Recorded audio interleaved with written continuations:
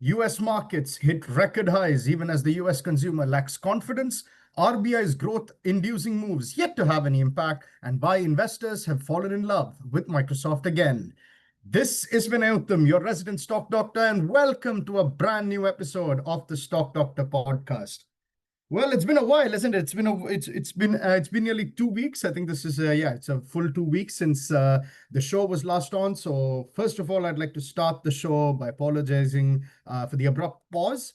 I know I didn't make any announcement with the abrupt pause, with regards to the pause, with regards to a little break that the show was planning to take.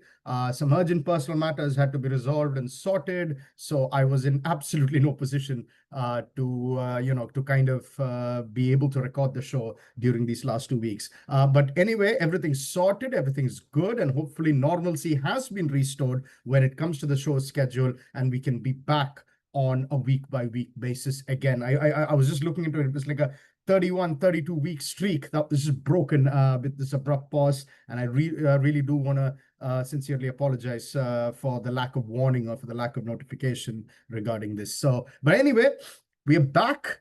And we are back on 1st of July, which means what a dramatic June we've had. I know the last episode was shot about 9th of June or 10th of June. So in the last few days of June, as well as the last, which also means that the last few days of the first half of 2025 has come to an end. What a dramatic June we've had. Despite this, all the drama that has taken place when it comes to geopolitics, when it comes to President Trump's moves, when it comes to trade negotiations, all of that, despite all of this, things pretty much seem to be largely the same. If I had left you on 9th June and now I'm back on 1st July, if I were to tell you there's a dramatic June, you would look at the data and you'd be like, well, have things really changed? I mean, there was the 12-day war, of course, that between Israel and Iran that had its dramatic moments and that threatened to rip apart the stability in the Middle East. But thankfully, the worst was averted with no issues, with no major issues. You still have tariff threats looming. You still have the big, beautiful bill's fate remaining uncertain, very much uncertain, but the odds of its passage has increased. And you still have President Trump bashing Fed Chair Powell. Okay, on second thought, maybe nothing changed after all. I mean, maybe I told not things have largely remained the same. I think things have remained exactly the same. Geopolitical tensions, check.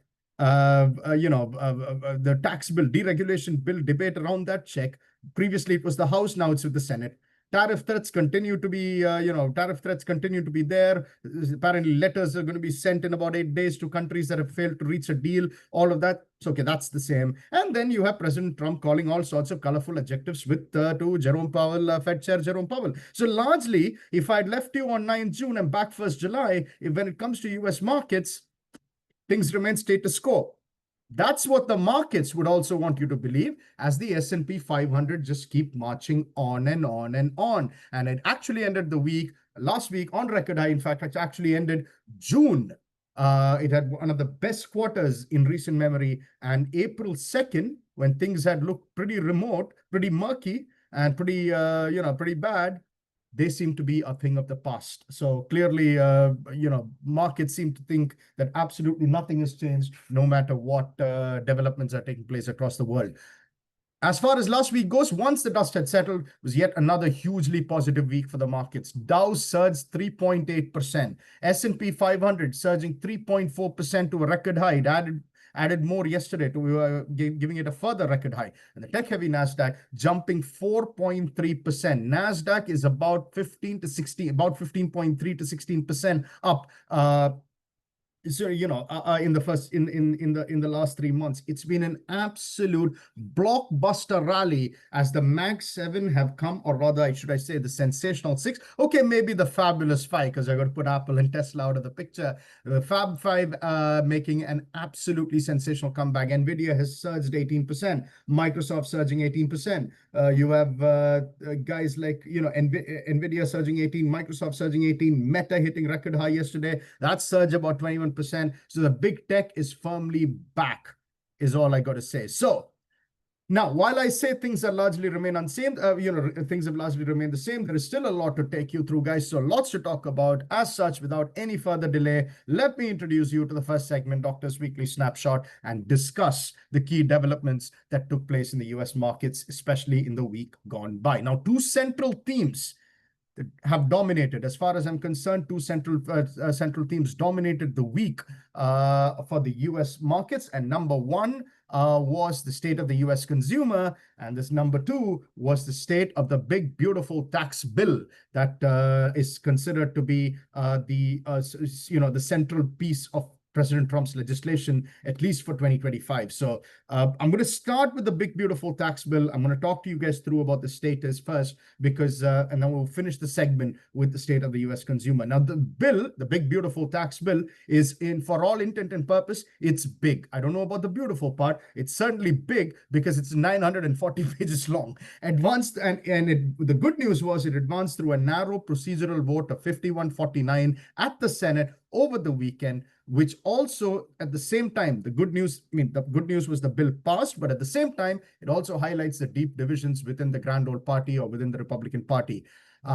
Given the fact that at one point it wouldn't even pass the procedural vote, the fact that it did was certainly a positive surprise and certainly was considered to be a very positive sentiment for the US markets. There are, however, still differences that need to be ironed out. And last I checked, in fact, a few minutes I checked, because they tend to debate it well into the night. Few minutes I checked, the news is some of the senators are coming out and saying the bill is still in flux, which means there's absolutely no clarity whether it'll get through the Senate. There's still negotiations going on. There's still debates going on, all in all. But in other words, there are still differences that need to be ironed out. By the way, it is absolutely boiling hot in London. 31 degrees. I know 31 might not be particularly, it might be nothing for my friends in the Middle East and from family in the Middle East and from family back in India, but no air conditioning. I'm surviving on fans. It's pretty hot. So you might expect me to take, see more sips of water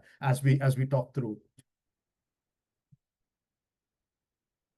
Absolutely boiling. Funny thing is, tomorrow it's going to drop down to 23. So therein lies the conundrum with British weather, just like how things are with when it comes to President Trump's moves, right? So anyway, more on that later. Now, continuing with the big, beautiful bill, there are still differences that need to be ironed out before the full vote at Senate, where Republicans do have only a 53-47 majority. It then needs to go back to the House, where it needs to pass again before it can reach the desk of President Trump. And the path to the White House, despite all these positive surprises, continues to remain as murky as ever.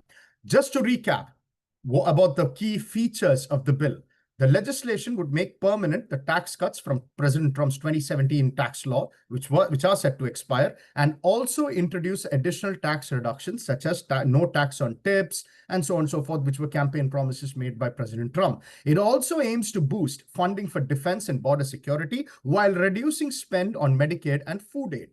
Finally, the bill proposes raising the debt limit by $5 trillion to avoid a future default. Now, the debt ceiling raise is one of the contentious points of debate that is going on as things stand. Last time I checked, it's about 10 minutes ago, I checked just before coming on live. I did check, and the debt ceiling seems to be one of those contentious points of debate that still needs to be ironed out. Now, according to the Congressional Budget Office, this particular bill, not sure whether it's beautiful, still think it's massive, would add nearly $3.3 trillion to federal deficits compared to current law if tax cuts were allowed to expire as scheduled. However, Republicans are using an accounting tactic, which is called the current policy baseline, to argue that extending the tax cuts does not count as a new cost, and which enables the Republicans to claim that the bill does not increase the deficit beyond 2034. And this particular claim, this particular accounting tactic, this particular accounting maneuver is very, very essential for passing it under the Senate reconciliation rule, under which the Senate filibuster rule, under which you only need simple majority as opposed to the 60 votes. So it's not this. If it were to go through the Senate filibuster rule, they would have needed 60 votes, never happening because all Democrats are against it.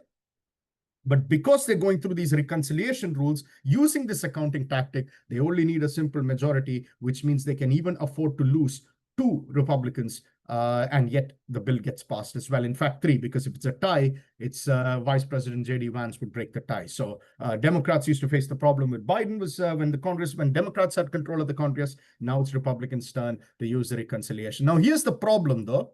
Here's the problem with even getting 53-47. You have the centrist Republicans who have expressed concerns about cuts to benefits program like Medicaid and the strain on state budgets. Then you have the fiscal conservatives who are pushing for even deeper spending cuts to address the federal deficits. In other words, it's a real tug of war between the fiscal conservatives and between the centrists.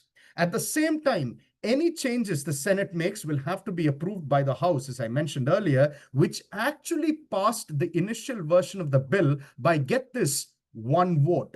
So if you were to think that, procedural vote on the Senate, which was one considered impossible, has now done 51-49 and you can all rest easy, absolutely not. Because not only will they have to pass it in the Senate, it will then go back to the House. And last time there was a real tug of war in the House, and it had to be passed by, it only got passed by one vote. Whether they can do that again and they have to do all this because they put a self-imposed deadline of July 4th, which is Independence Day. It has to reach President Trump's desk, according to President Trump.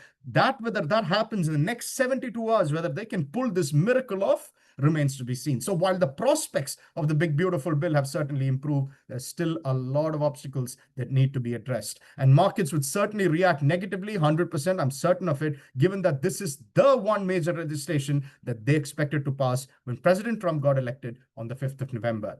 And after being completely blindsided by reciprocal tariffs, not getting a legislation that promises tax cuts and deregulation would certainly be a double whammy for the markets. Also, don't forget that the markets have been in euphoric mood recently, so any negative news would be felt very, very hard.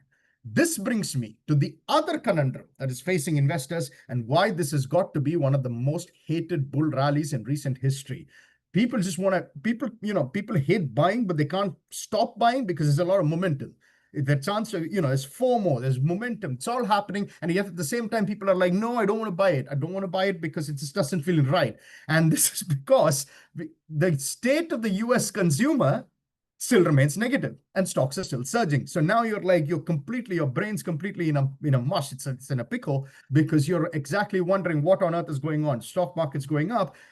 You don't want to buy because the state of the consumer is negative. You still think the tariffs are going to have a negative impact on the economy going forward. And yet you still simply cannot resist the temptation to buy because everyone's buying.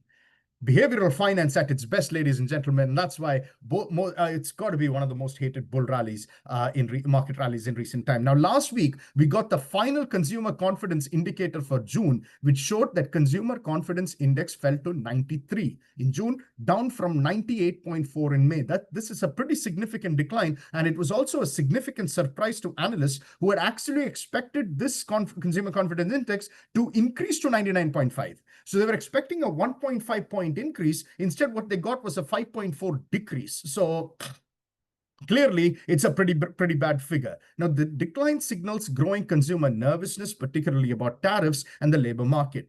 Consumers continue to remain anxious about tariffs, even as the White House is taking steps to de-escalate the trade war. The ongoing uncertainty is what is weighing on consumer confidence. The labor market differential, which is the difference between those who think jobs are plentiful and hard to get, the difference fell to 11.1 percentage points. It's narrowing because it was down from 12.7 in May. So basically, it's instead of widening is good, but now it's narrowing, which means the hard to get people who think the jobs are hard to get is increasing. So clearly, again, not a great news as far as consumer confidence, from a consumer confidence standpoint. Now, finally, consumers are also becoming very pessimistic about future business conditions. In June, 16.7% of the ones surveyed expected business conditions to improve in 6 months, and that's down from 19.9% in May. Overall, when you take it all, there shouldn't be any surprise that it fell off a cliff from 98.4 to 93 in June. Now, not everything was doom and gloom, which probably explains why investors keep piling money into the markets, which explains why probably the herding behavior, the FOMO effect, all of this is still going on. Now, while the consumer confidence was worse, the consumer sentiment figure, however, was a whole lot better. More specifically, the University of Michigan's Consumer Sentiment Index rose to 60.7 in June, up from 52.2 in May, and slightly above economist forecast of 60.5. Now, the initial shock of the aggressive tariff announcements by the Trump administration definitely seems to be wearing off, especially as trade negotiations with the EU and China led to a delay in new tariffs and a trade truce, and it also resulted in a trade truce. However, consumers do remain wary of future price increases due to tariffs, and they also expect 5% inflation over the next year, which is down from 6.6% in May. So that initial shock from tariffs seems to have dissipated, certainly dissipated in June. And what a difference 1 month makes, right?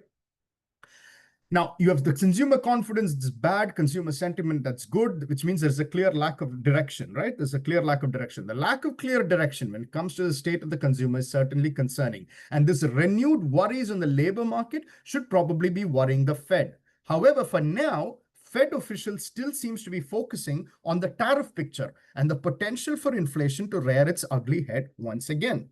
It's probably why they are unlikely to cut rates in July, despite inflation having declined dramatically. Most of the inflation metrics now have a two handle, which is fantastic, unheard of. If you asked me this in 2023 and 2024, I would probably not, but it is now back in the two handle. And despite the tariff-driven inflation failing to materialize, so tariff-driven inflation still hasn't materialized. Inflation is in two handle. All the calls for rate cuts are certainly increasing. More importantly, it's coming definitely from the White House, and yet they're very cautious because they're still worried that in tariff-related or tariff-driven inflation could still come back in the second half of the year. Now, I understand the criticism coming from certain sections of the market, even from the White House itself, regarding the Fed's reluctance to cut rates. But what investors do need to factor into consideration is that we are merely 8 days away from the 90-day pause on the reciprocal tariffs coming to an end. You remember, reciprocal tariffs never went away, right? They were all good. The April 2nd announcement never went away. On April 9th, there was a 90-day pause. That 90-day pause, and just to let you know, just to remind you how time flies, that 90-day pause is coming to an end in 8 days. We are on day 82 right now. So you have to consider that the reciprocal tariffs are coming to an end. The pause on the reciprocal tariffs are coming to an end in 8 days. And apart from a deal with the United Kingdom and some concessions on China, we are yet to see any major deal that the United States has done with other countries. And last week, President Trump did indicate that it might be absolutely impossible to make deals with all nations, hinting that he is unlikely to extend the 90-day pause. At the same time, on Friday, he announced that he was ending all trade talks with Canada before doing a complete reversal 24 hours later after Canada agreed to rescind the digital services tax in order to salvage the trade discussions. The question also then becomes, if the big beautiful bill, through sheer miracle, does get passed and does get signed into law before July 9th, would the president still have any incentive to be generous towards other nations? More importantly, would investors care as much as they did in April once the July 9th deadline passes and reciprocal tariffs are back if deregulation and tax cuts become a reality? These are the questions. These are some of the burning questions that should be on the mind of market participants. It's definitely on the minds of Fed officials, in my opinion. So yeah, markets for now continue to defy gravity and scale new highs every week as we approach the US Independence Day, which is taking place on July 4th. The real test of the market's mettle, however, will be on July 10th, 1 day after the 90-day pause is over. All I got to say as I wrap up the segment is stay cautious and buckle up. With that, I'm going to take you straight to the next segment. The doctor goes home while I have a sip of water. It's absolutely boiling.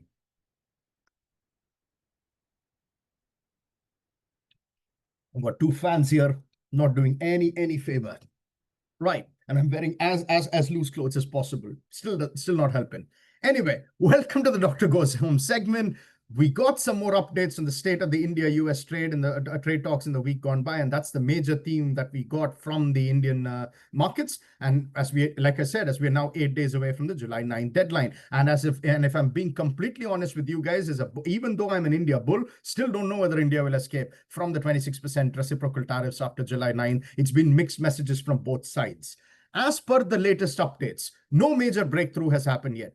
India has hardened its position on not offering concessions in the farm and dairy sectors, which are considered politically sensitive and crucial for the livelihoods of millions of small and marginal farmers.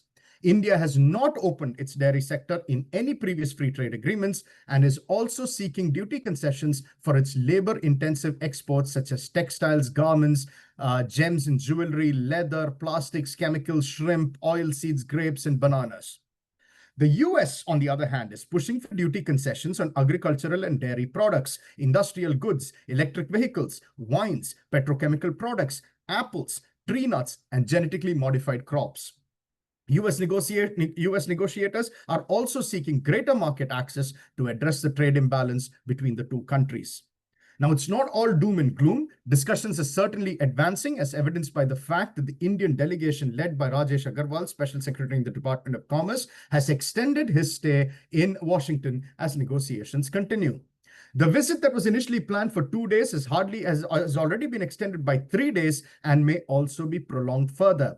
So there is still a chance, if you're still bullish like me, there is still a chance that some form of deal could be achieved by July 9th. In fact, we recently came to an announcement, I think it was yesterday or 2 days ago, that President Trump did come out and say that a deal with India is likely to be done very soon. Let's see. Having said that, even if an agreement is reached, it is likely to cover only a limited set of products with more comprehensive negotiations to follow in subsequent phases.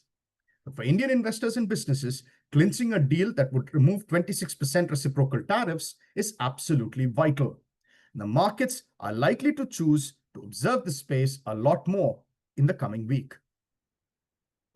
Domestically, the focus continues to be on how the RBI's moves to turbocharge the economy are playing out. And so far, there's not been any meaningful impact. As of June 13th, bank deposits in India grew at a rate of 10.4% year over year, outpacing credit expansion, which stood at 9.6% for the same period. This marks the highest deposit growth observed in the current fiscal year so far. In contrast, credit growth has remained in single digits since May. The credit deposit ratio, the proportion of a bank's deposits that are lent out, banks deposits to the ones that are lent out, credit deposit ratio, it actually declined 77.8% from 79.4% a year earlier. This reflects a very cautious approach by both banks and borrowers amid ongoing geopolitical tensions, particularly in the Middle East, which have contributed to a circumspect economic environment. The slower credit growth, despite the pickup from 9% to 9.6% in the last fortnight, highlights subdued economic activity. Of course, it could also be because depositors were looking in to lock the higher interest rates ahead of the RBI's cuts. They made the right call, given that the RBI went for a monster 50 basis rate cut, but it could very well mean they anticipated rate cuts, so there were more deposits. Obviously, it's credit to deposit, right? So as number of deposits go, the ratio will go down. So it could very well be that. But the fact that all this liquidity has yet to move the growth and investment needle should definitely be a cause of concern for investors. Of course, Indian markets have struck this off so far, but a longer delay in this needle moving won't likely be tolerated. The optimism could be also because the overall picture continues to look good as long as certain factors fall into place. For instance, according to India Ratings and Research, INDRA, the Reserve Bank of India's recent rate cuts are expected to stimulate a revival in bank credit growth for FY26. Credit growth had slowed notably in the last quarter of FY25, but the combination of lower interest rates and improved system liquidity is anticipated to catalyze a pickup in lending activity. More specifically, Indra forecasts credit growth will rebound to 13 to 13.5% for FY26 as the benefits of the RBI's rate cuts are transmitted to borrowers. However, the mix of credit growth is expected to change with continued slowdowns in lending to non-banking financial companies and the retail sector. This could be offset by a revival in private sector capex, which could boost corporate sector borrowing. On the other hand, there is also the question of whether there is enough demand, even in a scenario where banks unleash their lending activities. Banks are well capitalized and ready to lend, but their exposure to industries that once drove growth, and I'm talking about roads, power, telecom, ports, airports, construction, property, has fallen to just 11% of their loan book, half of what it was a decade ago. Furthermore, private sector intentions for capacity expansion have dropped to a 3-year low. Despite cheaper borrowing costs, there is little evidence of strong domestic investment impulse. Large, long gestation projects typically require the backing of major tycoons whose appetite for borrowing as of now remains subdued. With the exception of the Adani Group, the other top conglomerates, and I'm talking of likes of Tatas and the Ambanis, have not shown any appetite to borrow as they're focused on steadying their ship and as well as other areas of their businesses. In other words, despite all the policy measures, a broader investment-led credit cycle simply remains elusive for now. The real estate sector may see some benefit from lower mortgage rates, but overall, there is little sign of a virtuous cycle of new asset creation and economic growth. This is why I'm going to say again, I'm going to keep repeating this, that investors do need to constantly monitor this to see if the reality changes. And if not, there is every reason to be a little cautious and a little concerned. Look, I'm not saying this. Look, I'm a perma India bull, right? You've heard me 132 episodes in. My view on the Indian economy has simply not changed. I still believe that the Indian economy is well poised for growth. There is no doubt that the Indian economy is expected to grow in the coming years. S&P Global Ratings recently predicted an $800 billion wave of investment by Indian conglomerates over the next decade, with 40% in new sectors like green hydrogen, clean energy, aviation, semiconductors, electric vehicles, and data centers. The government has also introduced a host of PLI schemes that's expected to attract a lot of investments. However, what I'm trying to say, so I'm not saying I've changed my stance from being an India bull, but what I'm trying to say is all of this will materialize only if tycoons and other businesses regain confidence and commit to new projects. In other words, it's a matter of if and when I'm ready, rather than show me the money, because the money is there. For the sake of India bulls like me, one would hope that the if and when does come soon. And with that, I'm about to move to the final segment, Dr. Dissects, where we continue to focus on the Mag 7 once again. Last episode, it was Alphabet. This episode, we move on to Microsoft, ticker MSFT. Now, at the beginning of May, Microsoft had reported yet another solid quarter. Q3 report was out at the beginning of May. And one of the key takeaways from this report is the remarkable performance by the company's Azure segment, the cloud segment. The slowing growth in Azure has been one of the key reasons why the company has been punished by investors in recent times. With macro conditions becoming increasingly challenging, there were doubts about the future of Azure, and the questions were raised as to whether the rapid spending on AI-related capex was going to be worth it.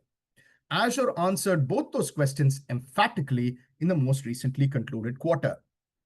More specifically, Azure's revenue growth came in at 33% year over year and 35% year over year in constant currency. And given that the growth happened during a period of economic uncertainty, the result makes it even more impressive, in my opinion. This was the second highest quarter in terms of revenue growth, and it did help to reverse a significant decline seen in Q2.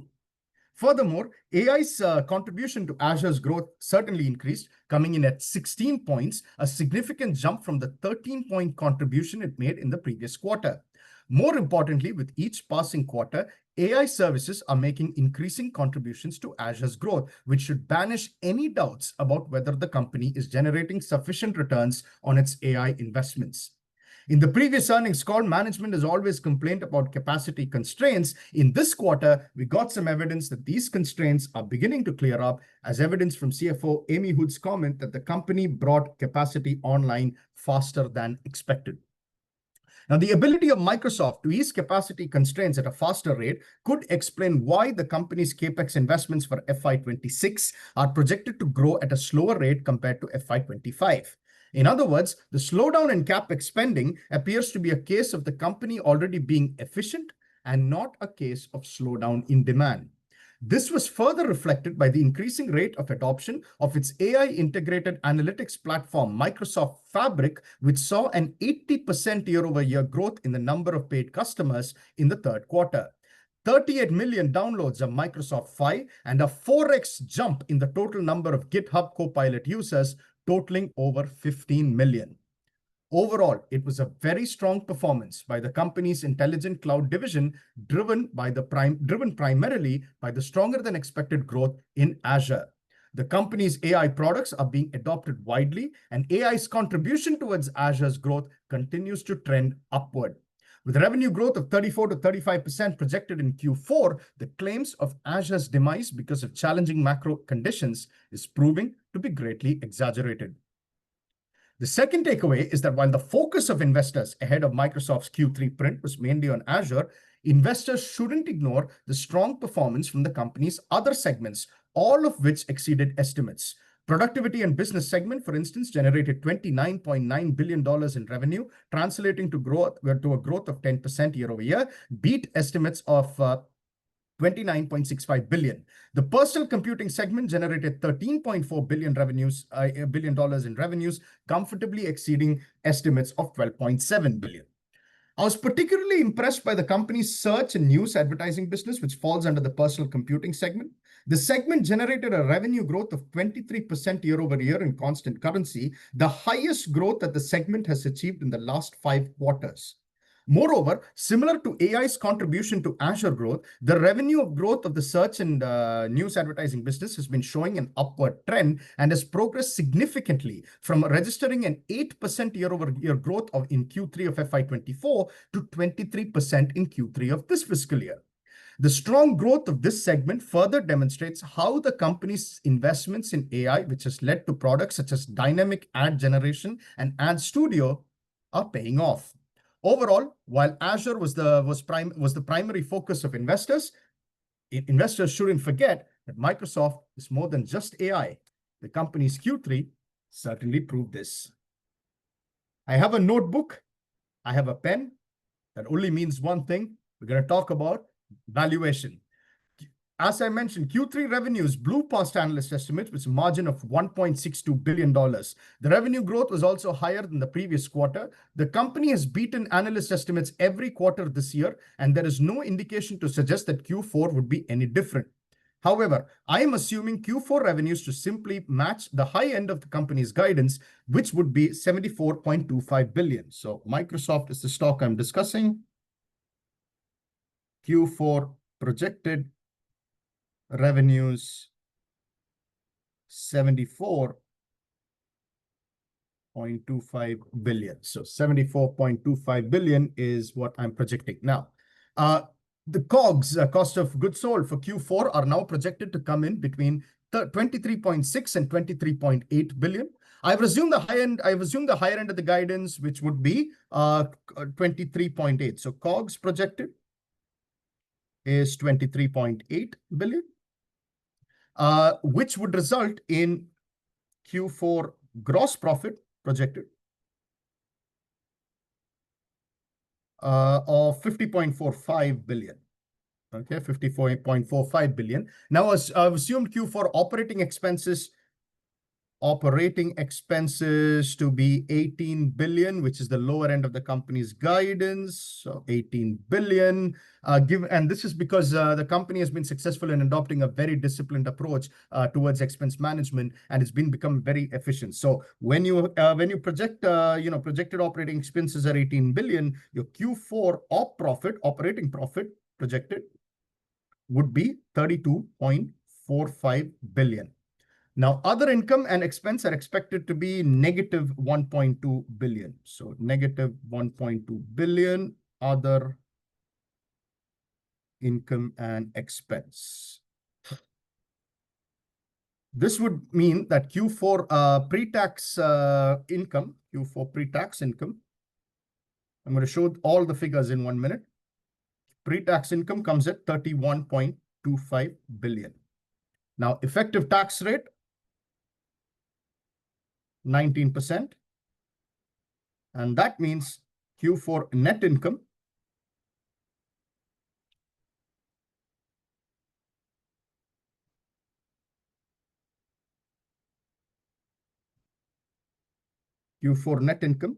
something happened with my Zoom, apologies for that. Q4 net income would be 25.31 billion. You have about 7.4 number of shares outstanding is 7.461 billion. And that means Q4 projected EPS would be $3.39. So here we go, guys. Q4 projected revenues, 74.25. COGS is 23.8. You have gross profit of 50.45. Then you have 18 billion is your operating expenses. That would take operating profit to 32.45. Then you have the other income, which is minus 1.2. That takes you to a Q4 pre-tax income of 31.25. Tax rate is 19%. That would take you to net income of 25.31, 7.4 billion shares outstanding, and that would put your EPS at 3.39. So that means overall diluted EPS for 2025 would then be 13.38. Total diluted EPS FY25 would be 13.38, marginally lower than my previous estimate of 13.56, but which still translates to a year-over-year growth of 13.4%. Now, according to LSEG data, Microsoft currently trades at 30.5. Forward PE is about Microsoft currently trades at 27, expensive than most of its sensational six members, with only Apple and Amazon more expensive. Historically, the company trades cheaply today, with both its 2-year and 5-year historical median multiples higher than its current multiple. According to LSEG data, Microsoft's long-term average EPS growth currently stands at 12.7%, which suggests that Microsoft is expected to grow at a marginally higher rate than its long-term growth average based on my current estimates. On the other hand, given the macro uncertainty and the requirement for continued spending on CapEx, the short to medium-term margins could come under pressure. Despite the macroeconomic conditions having worsened, the company has so far not seen its clients cut down on the tech budgets. As such, I'm raising my projected PE, forward PE, from 28.5 last time to 30.5, which would be the projected forward PE for Microsoft. Now, according to Seeking Alpha, Microsoft currently trades at a forward PEG ratio of 2.51, well above the sector median of 1.51. However, relative to its 5-year average of 2.36, the company's forward PEG ratio is only marginally higher.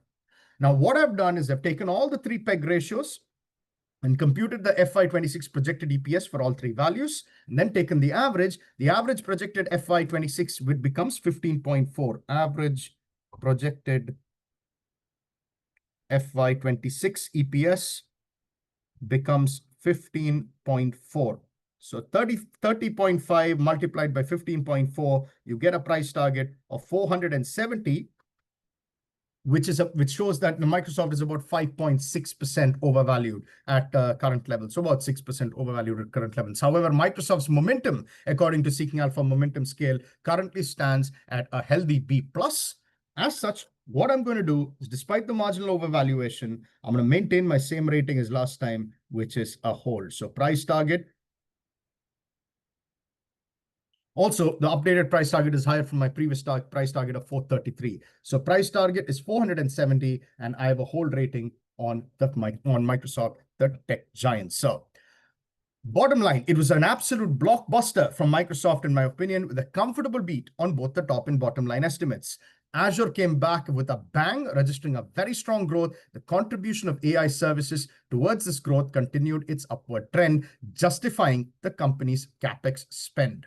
While AI and Azure would take all the spotlight, investors shouldn't ignore the company's other segments, which also performed remarkably well. I was absolutely impressed with the strong growth seen in the company's search and news advertising business, especially in the challenging climate. From a valuation perspective, Microsoft remains marginally overvalued at current levels, but it does have very strong momentum, and therefore I am maintaining my hold rating on the stock. Microsoft convincingly answered its critics and naysayers with a strong Q3 performance, and it has Azure to thank for it. The cloud division is well and truly back, and should the management's forecasts come true, investors can rest easy, knowing that Azure and its growth is here to stay. That's all I have the time for you this week. If you have a specific Indian or US stock suggestion for the doctor to diagnose and dissect, do tweet me at Uttamvinay, UTHAMVINAY, or email me on the stockdoctorpodcast@gmail.com. Once again, really apologies for the unannounced 2-week hiatus, but I'm back. hopefully back with a bang. Hopefully normalcy has been restored, and hopefully you enjoy this particular episode 132. Thank you once again for listening. If you're in the UK, stay safe, especially from the hot weather that we're seeing. But if you're anywhere in the world, of course, I still want you to stay safe. And for everyone who's listening to the show, stay safe and make some money. I'll see you next week. Thank you.